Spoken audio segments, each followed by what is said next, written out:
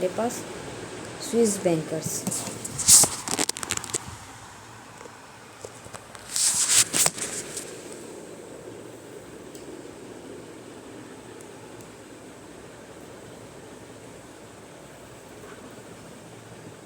जो name of juris किसने दिया है? बैंकर, स्विस बैंकर्स ने दिया, ऐसे करके याद कर सकते हैं। नेक्स्ट हमारे पास क्वेश्चन देखते हैं। The jury is out.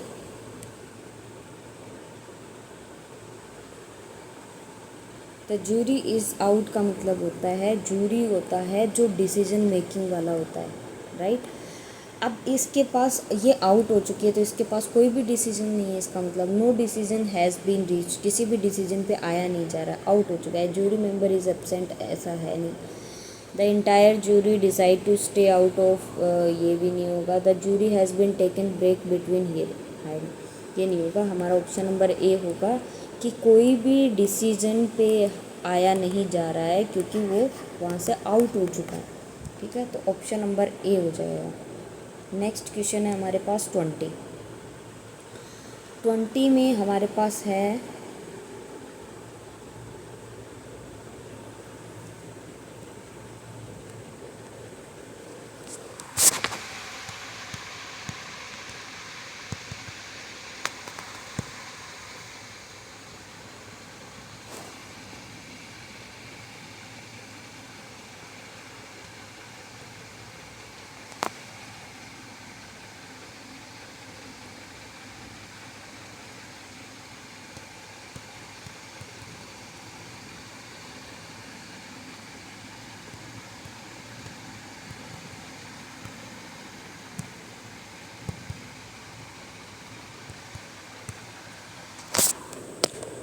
देखो 20 में है हमारे पास आर्म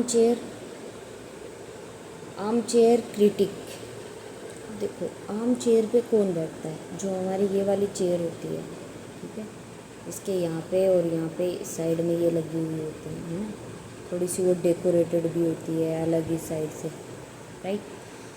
तो उस पर कौन बैठता है? उस पर वही बैठेगा ना जो कि एडवाइस करेगा,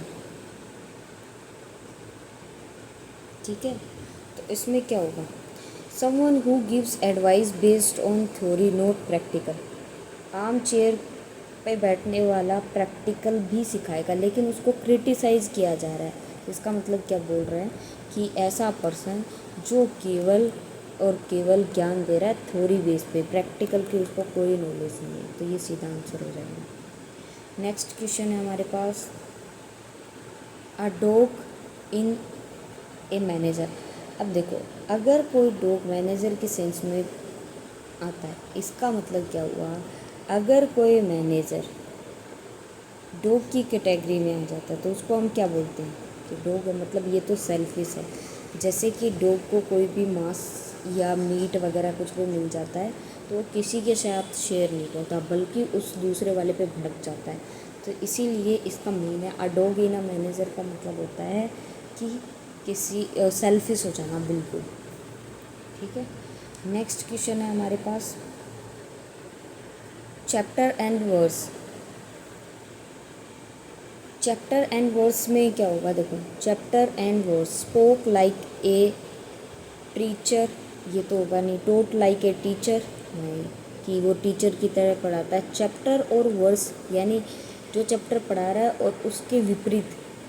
रिफंडेड टू रिलीजियस बुक नहीं होगा। प्रोवाइड माइन्यूट डिटेल्स, इसका मतलब होता है कि उस चैप्टर के बारे में उसको माइन्यूट डिटेल ही पता है, राइट।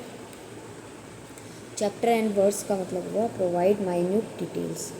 नेक्स्ट क्वेश्चन है हमारे पास ब्रिंग द हाउस डाउन। अब जो उसने हाउस लिया वो डाउन हो गया। पास्ट अ बिल, ये नहीं होगा। Amuse the audience generally pull down a house. Defame a family building. देखो इसमें हमारे पास देखो डी फ्रेम करना तो होगा नहीं कि एक हाउस लिया उसको डाउन कर दिया गया है। पुल डाउन सीधा मीनिंग होगा नहीं। अम्यूज द ऑडियंस ग्रेटली, अगर उसका वो हाउस डाउन जा रहा है, जैसे पार्लियामेंट हो गया, हमारे राज्यसभा लोकसभा हो गई, पर वो डाउन जा रहा है, तो उसको अम्यूज़ड करना, उसको मतलब एकदम जेंटल तरीके से या ग्रेटली तरीके से उस ऑडियंस को कवर अप करके रखना। नेक्स्ट क्वेश्चन है हमारे पास, गिव समबडी या something wide breath. Wide breath का मतलब है चौड़ा चौड़ा रास्ता, किसी को भी एकदम खुला खुला रास्ता प्रोवाइड करना। तो इसका मतलब क्या है कि उसको इजीली जाने देना, टू स्टे अवे फ्रॉम, अपने पास से, उसको हम क्या बोलते हैं, गिव समबडी वाइड ब्रेथ, उसको बिल्कुल खुला रास्ता दिया जाता है कि आप कहीं भी मूव कर सकते हो। नेक्स्ट क्वेश्चन है हमारे पास, किन कित एंड किन, कित एंड किन किसको बोलते हैं, जो हमारे रिलेटिव्स होते हैं, कि ये कित जा रहे थे, कित थे, है ना, वैसे। तो हम रिलेटिव्स के बारे में चर्चा करते हैं उस रिगार्डिंग, कित एंड किन। नेक्स्ट क्वेश्चन है हमारे पास, टेक फैंसी। अब फैंसी चीज़ों को कौन रखता है अपने पास, उससे चलो हम कहते हैं इसका, फैंसी चीज़ों को मोस्टली गर्ल्स अपने पास रखती हैं, राइट, बॉयज़ के कंपैरिजन में। अब तो बॉयज़ भी उसी कैटेगरी में आने लग गए हैं, राइट, लेकिन गर्ल्स रखती हैं। तो गिव इमेजिनेटिव टचेस, नहीं, वो ऐसी चीज़ें नहीं रखती। रिवाइज्ड बिल्कुल भी नहीं करती। इम्प्रूव्ड हो सकता है, लेकिन उससे अच्छा है टेक फैंसी रखना पसंद कौन करती है, जो डेवलपिंग लिंकिंग, उससे मिलता जुलता कुछ भी होगा उसको और ज़्यादा डेवलप करने की कोशिश करेंगे, लिंक करने की कोशिश करेंगे। वैसे भी हर आ रहा है, हमारा आंसर सी। नेक्स्ट क्वेश्चन है हमारे पास, आ शूट इन अ आम, किसी के आम में शूट करना, इसका मतलब क्या होगा। अब देखो, इसमें सबसे बड़ा भी हो सकता है, something that give in encouragement, मतलब अगर किसी ने अपने बाजू पे वो खाई है गोली, तो उसका मतलब क्या हो कि उसमें करेज बहुत ज़्यादा होगा, राइट। तो ये होना चाहिए। समथिंग दैट पेनफुल, जो भी डिफेंस का बंदा होगा, या फिर जो भी, जिसको हम बोलते हैं सबसे फेमस वर्ड फौजी, उसको पेन तो हो ही नहीं सकता। Something that needs attention, attention के लिए वो कभी भी नहीं जाएगा। Something done with purpose, no, इसका सीधा मीनिंग है शूट इन अ आर्म, अगर अपने सीने में या अपनी बाजुओं में अगर कोई गोली खा रहा है, तो something that give in encouragement, उसके साहस को वो देता है, साहस को दिखाता है। और वो किसके लिए, हमारे फौजियों के लिए। नेक्स्ट है हमारे पास, टच टाइम बाय द फोरलोक। अब देखो, सॉरी टच नहीं, कैच टाइम, अगर किसी ने अपने टाइम को कैच कर लिया, मतलब टाइम के अकॉर्डिंग चला, उसके अकॉर्डिंग टाइम चल रहा है, तो इसका मतलब क्या होता है, जो भी उसके पास अपॉर्चुनिटी आ रही है, उसको थोड़े टाइम के लिए उसने लॉक कर दिया है। फोर लॉक का मतलब कुछ टाइम के लिए। तो स्पीड अप, स्पीड तो है ही नहीं, लॉक किया जा रहा है, ये होगा नहीं, तो सीज अपॉर्चुनिटी कह दिया, उसके लिए वो अपॉर्चुनिटी अभी भी वहीं है।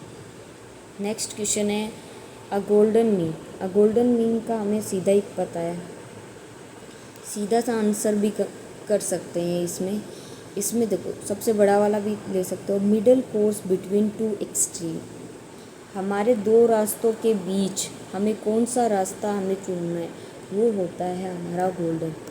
अब अगर आपने जो भी रास्ता चुन लिया, तो उसको आप अपना 100% दो, तभी वो क्या होगा, सक्सेसफुल होगा।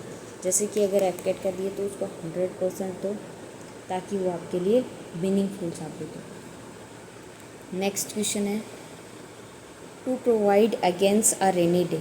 अब देखो, रेनी डे क्या होता है, बिल्कुल एकदम अपने मन के अकॉर्डिंग डे हो, भाई आज तो बरसाती दिन है, लेकिन उसके अगेंस्ट होना, अगेंस्ट प्रोवाइड करवाना, तो प्लेंटीफुल तो होगा नहीं। To provide for a possible future in time of difficulty और नीड।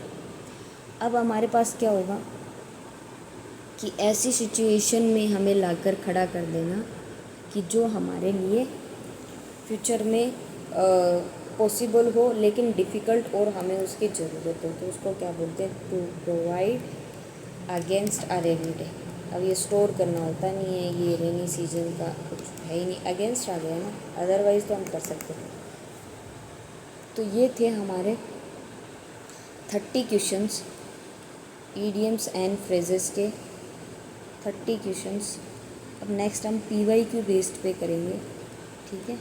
PYQ बेस्ड पे करने के लिए हमारे पास इजीली हो जाएगा। And thank you for watching this video. May be FCAT के लिए ये आपका हेल्पफुल वीडियो